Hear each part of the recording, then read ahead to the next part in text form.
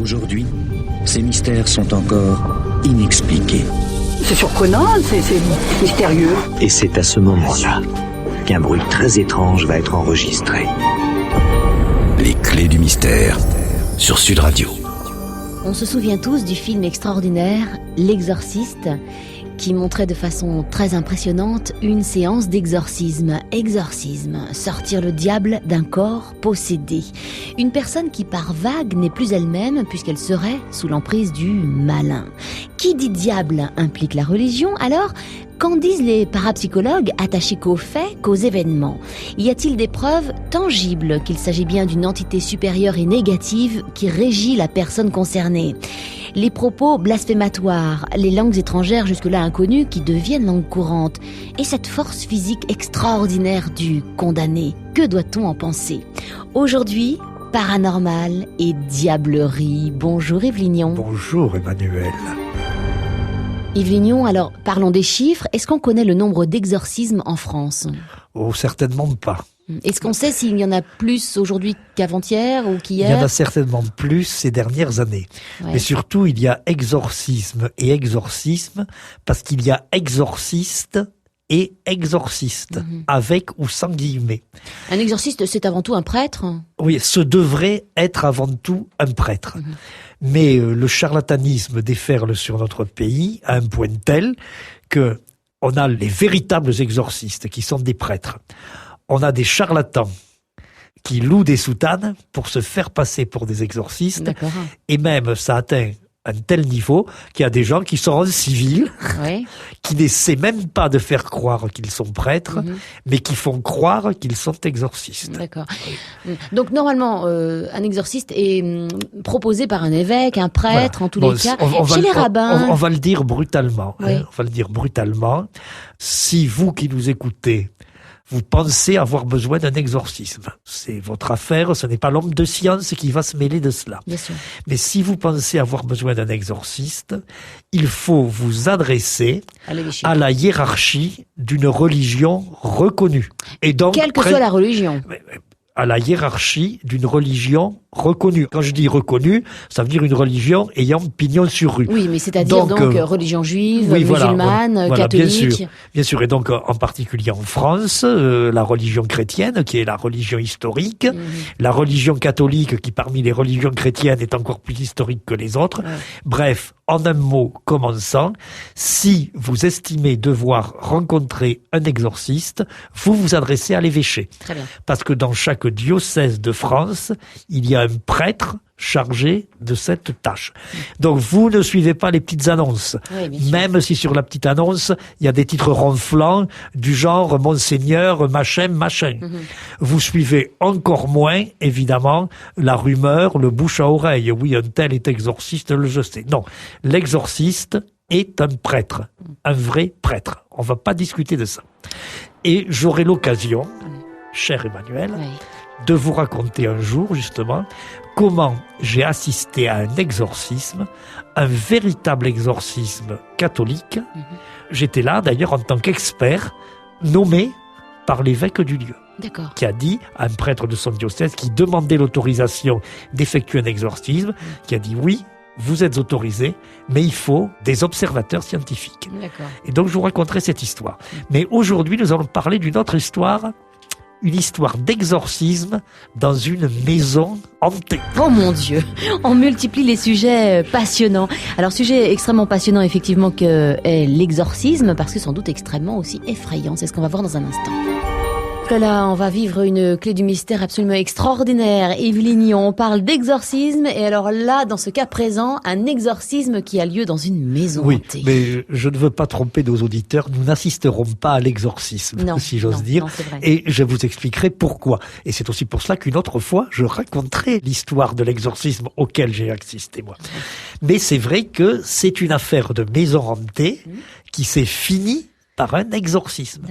Et donc, je vous emmène aujourd'hui en Belgique. Et nous allons saluer quelqu'un qui nous écoute en Belgique. Oui. Quelqu'un que je n'ai jamais rencontré, mais qui est dans le fond un ami par correspondance. Oui. C'est un professeur de physique. Et c'est lui qui a enquêté sur cette affaire, qui a rédigé un texte scientifique qui a été publié dans la revue scientifique que j'ai longtemps dirigée, que j'ai repris dans un de mes livres. Donc, Giovanni, bonjour. Bonjour Giovanni. Heureux de vous savoir à l'écoute. Et cela a commencé en janvier 1993. Okay. Très exactement le 9 janvier. Et Giovanni est professeur de physique. Donc, il a des élèves qui lui posent des questions, parce que je suis persuadé que c'est un excellent prof. Oui. Et voilà qu'une gamine s'approche et lui dit « Monsieur, savez-vous ce qui se passe dans la famille D ?» Une famille qui le connaissait, en tous les cas. Une famille du coin. Okay. Et la jeune fille, l'adolescente, ajoute « Mon père y est allé voir. » Alors ça donne une autre dimension à « Savez-vous ce qui se passe dans la famille D ?» Parce que le père de cette adolescente, c'est le commissaire de police. Oui. Et donc, évidemment, notre professeur de physique demande des détails supplémentaires. Et c'est là qu'il apprend que dans la famille D, il y a un certain Eric, et que cet Eric déclare qu'il est possédé par le diable. Alors, déclarer qu'on est possédé par le diable, il y a beaucoup de gens qui le font. Ah oui? Oui, des fois, on se demande si des traders ne le font pas. Je suis possédé par le diable, je savais plus ce que je faisais. Oui. Mais là, Eric ajoute, et c'est pour ça que le commissaire de police est venu, ça se voit que je suis possédé par le diable. Si vous imaginez tout ce qui se passe dans la maison, on se rend bien compte que j'ai le diable au corps et que c'est du propre et que ça n'est pas du figuré. Okay. Bon, quand vous êtes professeur de physique et que vous vous intéressez à la parapsychologie, évidemment, une histoire comme ça, surtout si une de vos élèves vous dit « Mon père, le commissaire, est à mener l'enquête », ça vous excite au plus haut point. Et en plus, ça se passe non loin de votre lieu de résidence. Voilà donc notre ami Giovanni, le professeur de physique, qui demande rendez-vous au père de l'adolescente, en précisant que c'est pas pour un motif scolaire. Oui, oui. Et il aura ce rendez-vous le 21 janvier. Je crois pouvoir dire que pendant une douzaine de jours, il a dû souffrir d'une impatience, oui, exactement comme notre amie Carole, notre réalisatrice, qui adore que nous parlions d'histoire diabolique et qui nous disait depuis pourquoi ne l'avez-vous pas fait plus tôt. Donc Giovanni attend, mais un commissaire de police, c'est quelqu'un de très occupé. Mais enfin, Giovanni, il aurait voulu courir jusqu'au commissariat. Et il faut avouer que c'est une situation déjà qui nous fait aussi un peu sourire. Vous en connaissez beaucoup des situations dans lesquelles un professeur de physique est impatient en disant « je veux rencontrer le commissaire ». Et d'une manière générale, est-ce que les gens disent souvent « je veux rencontrer le commissaire ». Non, pas du tout. Mais enfin, le rendez-vous a lieu le 21 janvier. À cette heure-là, évidemment, peut-être même 5 minutes avant, notre ami physicien est au commissariat. Et là, on lui répond, le commissaire a eu une urgence, il ne peut pas vous recevoir aujourd'hui. Heureusement, un autre policier présent dit, moi, j'ai accompagné le commissaire. Vous venez bien, monsieur le professeur, pour l'histoire de ce qui se passe dans la famille D. Eh ben, puisque vous venez pour ça, que le commissaire va vous faire attendre jusqu'à demain, moi, je vais vous raconter ce que j'ai vu. Et donc, cet après-midi-là, du 21 janvier, notre ami, le professeur Giovanni, a recueilli le premier témoignage policier. Il en recueillera 3 en tout, mais sachez que dans cette affaire, il y a 14 témoins policiers. C'est dire si c'est du solide. Paranormal, phénomènes étranges, histoires fantastiques, les clés du mystère. sur Sud Radio. On parle d'exorcisme dans une maison hantée cet après-midi avec Yves Lignon dans les Clés du Mystère. Alors, nous sommes partis, si je peux m'exprimer ainsi, au Diable Vauvert, n'est-ce pas, Oui, Yves? ou plus exactement à Arc-Watripon, près de Tournai, en Belgique. Et un jeune homme, Éric D, de la famille D, prétend être possédé par le diable et que ça se voit parce qu'autour de lui, il se passe des choses bizarres. Et donc, la police a enquêté et un professeur de physique qui s'intéresse à toutes ces histoires et qui a été mis au courant rencontre pour la première fois un policier. Et il lui dit ce que dit tout enquêteur en parapsychologie scientifique, dans ces cas-là, qu'est-ce que vous avez vu? Le policier répond, au début, je n'ai pas été véritablement impressionné. Tout se passait dans la chambre d'Éric et il y avait des craquements terribles, très forts. De bois. Sous le lit. Sous le lit. Il habite dans une vieille maison. Dans une maison normale, ni trop vieille. Ce n'est pas, elle n'est pas moyenâgeuse. Elle n'est pas arrivée non plus en kit la veille. D'accord. Donc des craquements, etc. Mais bon, le policier et notre ami Giovanni, le physicien, tombent d'accord. Des craquements, ça pourrait être des rats. Bon, enfin là, il en faudrait une armée quand même. Oui. La maison est bien tenue, mais ça pourrait être des rats. Seulement, ensuite, il n'y a pas que les rats. Il y a eu ce qu'on pourrait appeler, ce que j'appelle moi, la tentative de suicide d'un téléphone. Bah écoutez, on ne voit pas d'autre expression. Oui. Et la tentative de suicide d'un téléphone, à plusieurs reprises, qui a fini par réussir. D'abord, il était sur un petit meuble et il est tombé plusieurs fois, comme ça, sans que personne ne le touche, sans que personne ne l'approche. Et puis finalement, donc nous étions en 1993, on n'avait pas encore inventé le téléphone portable. Brusquement, la fiche du téléphone s'est arrachée. Et là, le téléphone a été projeté et s'est abîmé. Un peu poltergeist tout de même. Oui, mais c'est assez normal. Sauf que là, pour Éric, qui était derrière le poltergeist, c'était le diable. L'esprit frappeur avait un nom. Ça continue. Le meuble devant lequel le policier est assis, il est là, le policier, dans la maison du diable, glisse subitement sur 15 centimètres. Ce meuble, c'est une table de cuisine, une lourde, comme on en fabrique en France et en Belgique. Il y a dans la pièce le policier, la table, qui glisse de 15 cm, et Éric. Sauf que Éric, il est à 2 mètres de la table. Donc même s'il y a un trucage, on ne voit pas s'il y a des fils, comment il pourrait les manipuler à 2 mètres. Ce n'est pas tout. Vous savez que dans les maisons familiales, on a souvent des statues religieuses. Oui. Et que c'est souvent Saint-Antoine. Il y a une statue de Saint-Antoine là, en bon état, jusqu'au moment où elle est mystérieusement décapitée. Paf! La tête de la statue de Saint-Antoine qui saute. Bon, ça c'est le récit du premier policier. Et ce n'est que le hors-d'œuvre. Le plat de résistance va arriver ensuite. Mais lors de ce premier entretien de Giovanni, le prof de physique, l'enquêteur et du policier, il ressort une conclusion. Bien sûr, tout ceci pourrait être truqué, mais il faut parler franchement. Dans la famille D, on n'a pas inventé le fil à couper le beurre. Oui.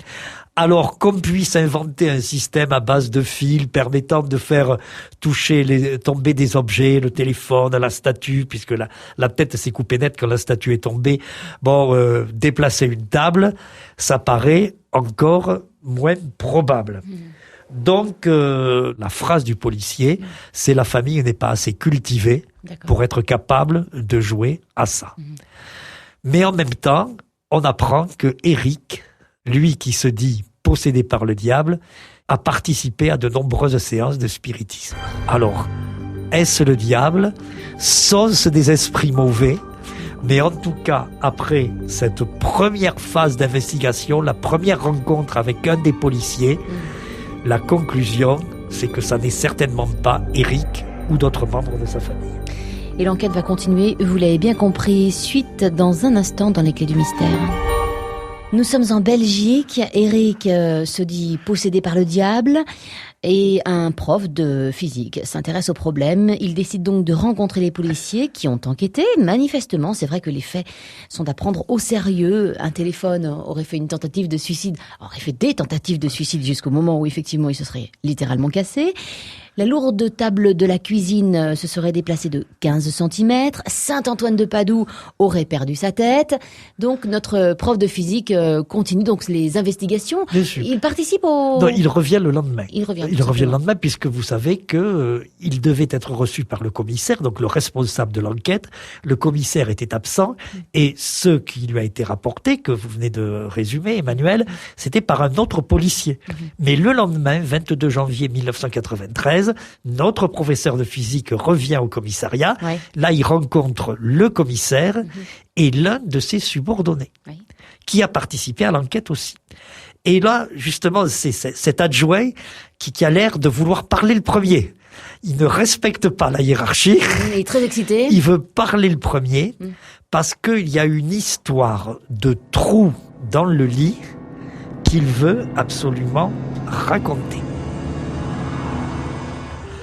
Alors, il s'agit du lit d'Éric, bien entendu. Sous lequel, auparavant, il on y a eu des entendait bruits de déjà craquement. des bruits qui faisaient penser à des rats.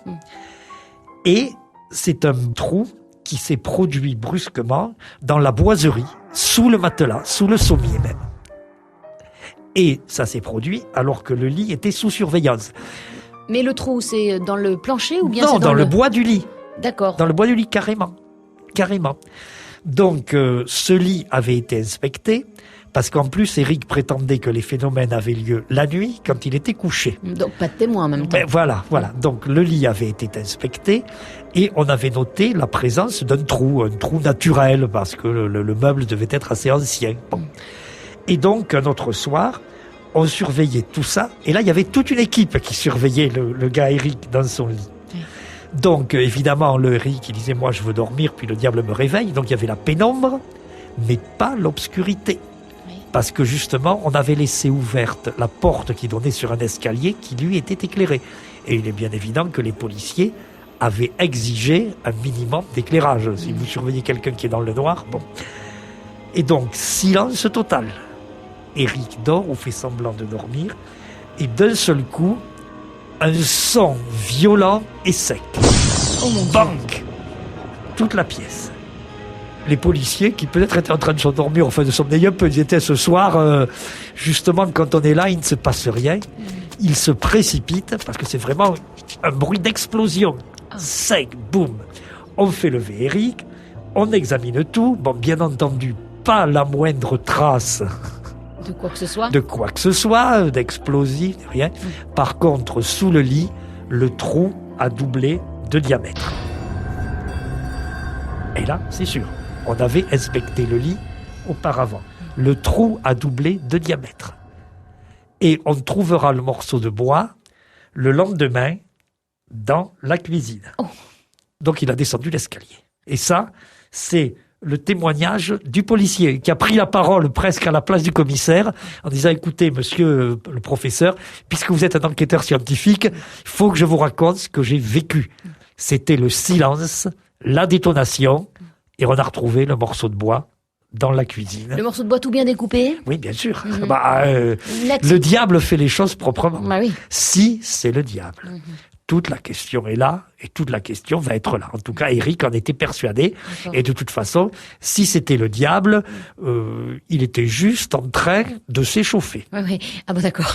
Et Éric est quand même complètement en panique, non? Oui, il est en panique, et puis il faut bien dire, psychologiquement, il est déséquilibré. On va pas utiliser un terme technique, Oui. mais il est déséquilibré. Depuis longtemps, pas à Oui, cause de ça. sa fréquentation des cercles spirites, l'idée déjà, le diable me parle, et puis le diable a fini par s'emparer de moi. Ah, d'accord. Ce n'est pas une conversation qu'on tient communément D'accord, ok. dans quelques pays que l'on vive. Ok, on sent les rebondissements qui arrivent. Sud Radio, les clés du mystère. La maison hantée ou l'homme possédé. Éric, donc ce jeune Belge, il a quel âge? C'est un jeune homme. Un adolescent, alors. Il faut dire, j'ai une petite surprise pour la fin, Oui. qu'il y a un certain nombre d'informations qui ont été mises sous le boisseau. Et je crois que c'était une bonne chose d'ailleurs, mais on s'en expliquera tout à l'heure. Très bien. Alors, on parlait de rebondissement, Yves Oui, Lignon. parce que donc, Giovanni, le professeur de physique, enquête, rencontre les policiers, et chaque policier a des histoires extraordinaires à raconter. Apporte sa pierre à l'édifice. Il en est maintenant à son 3e. C'est le commissaire, le chef, qui en fait s'exprime. Et il faut croire que quand le chef était là, le diable, si diable il s'agit, avait décidé de l'honorer. Que ce qu'avaient vu les 2 policiers, qui s'étaient exprimés précédemment devant notre enquêteur, c'est une petite chose à côté de ce qu'a vu le commissaire. Ça a été le festival diabolique. Presque, on ne dirait pas la nuit sur le Mont Chauve, mais comme tout se passait le soir, pas loin. Enfin, ça sent le feu d'artifice quand même. Évidemment, on arrive pour, encore une fois, surveiller Éric la nuit, dans la pénombre, mais en laissant un minimum de lumière. Et la cordialité étant ce qu'elle est, on offre un peu de café. Alors, on arrive à 20h30 peut-être, donc Éric il va se coucher vers 21h, 22h. On a le temps de prendre un café. Et il y a des gens qui mettent du lait dans leur café. Donc il faut un pot au lait. C'est un pot au lait qui a servi, on le voit bien, il est un peu culotté, comme on dirait d'une pipe. Et il ne l'est pas seulement au figuré. Parce que brusquement, en méprisant totalement les lois de la gravitation, le pot au lait s'envole vers le plafond, tape le plafond, rebondit, le choc sur la tête, ça n'avait pas rendu raisonnable, le pot au lait, il tape un mur et fait donc un ricochet avant de se retrouver par terre. Tout ça sans explication aucune, a priori. Écoutez, si vous en trouvez une, bien sûr. Vous irez la raconter au commissaire, Emmanuel. Avez-vous déjà vu Non, même sur Internet, des pot au lait qui montent tout droit, paf, ricoche vers le mur, paf, par terre. Alors on peut penser que le pot au lait était de mauvaise humeur, donc de voir qu'on allait encore une fois le faire travailler, là, mettre un peu de blanc dans des tasses de café. Il faisait ça depuis 20 ans, le pot au lait, il en avait marre.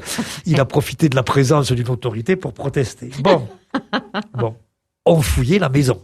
Ah ça vraiment, tout était sous contrôle, si j'ose dire. Sous contrôle, un policier sort d'une pièce qui vient de fouiller, il se prépare à passer la porte, paf, un livre vers sa tête. Comme si quelqu'un l'avait lancé. Mais la pièce était vide.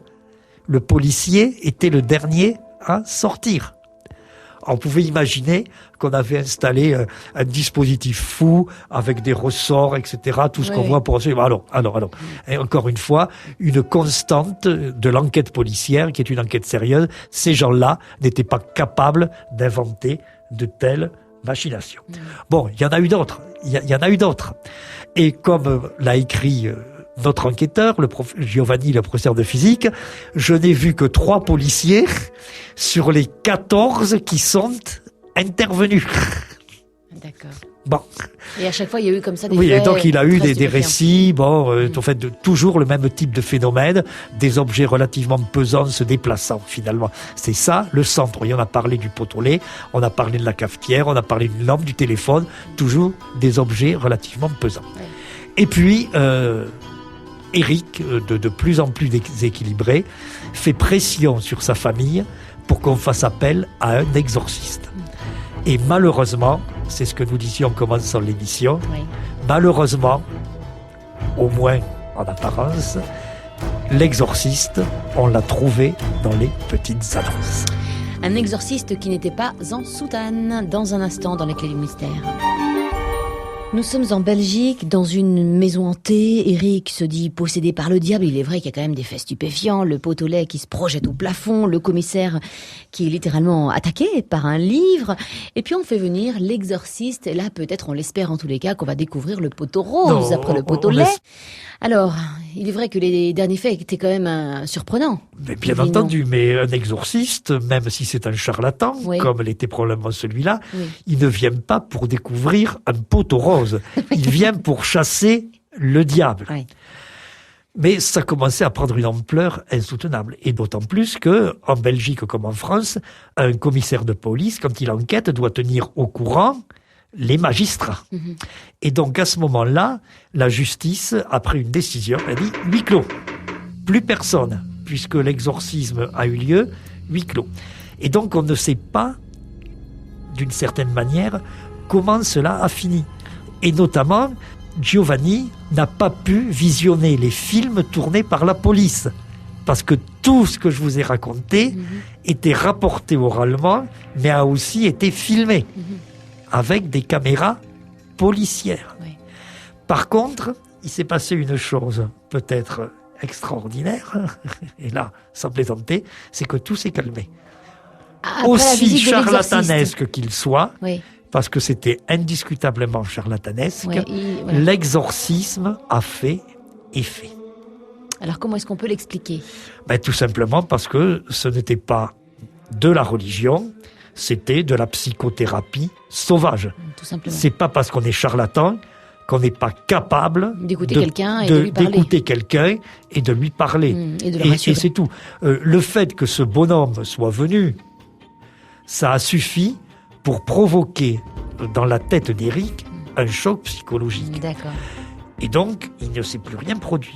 Et évidemment, avec la décision de justice, oui. Par contre, les scientifiques, eux, rongent leurs freins et le rongeront sans doute toujours. Parce qu'ils estiment avoir perdu beaucoup de temps ? Mais pas perdu beaucoup de temps. Ils estiment n'avoir fait qu'un début d'enquête. Il aurait fallu les visionner, ces films. Mais ça n'est pas possible. Et ça pose un peu, Emmanuel, le problème général de ce genre de situation. C'est-à-dire d'accuser le diable à tort et à travers. D'accuser le diable à tort et à travers. Et puis le fait que Éric, il était très malheureux. Lui, il incriminait le diable, mais il était mal dans sa peau, il était mal dans sa tête, ce garçon. Or, c'est vrai que la venue du charlatan lui a redonné un peu de stabilité. Et que non seulement ça lui a donné un peu de stabilité, mais ça a mis fin à ces phénomènes physiques. C'est le dilemme devant lequel les chercheurs comme moi se trouvent chaque fois. Et je vous raconterai d'autres histoires de maisons hantées. Oui, en même temps, on se rappelle aussi de l'émission sur le poltergeist où l'explication, c'était tout simplement que la fille qui travaillait dans je crois que c'était un cabinet de notaire ou d'avocat, avait un problème juste psychologique. Et une fois qu'elle a réglé son problème psychologique, ça s'est arrêté. Là, ça a été probablement la même chose.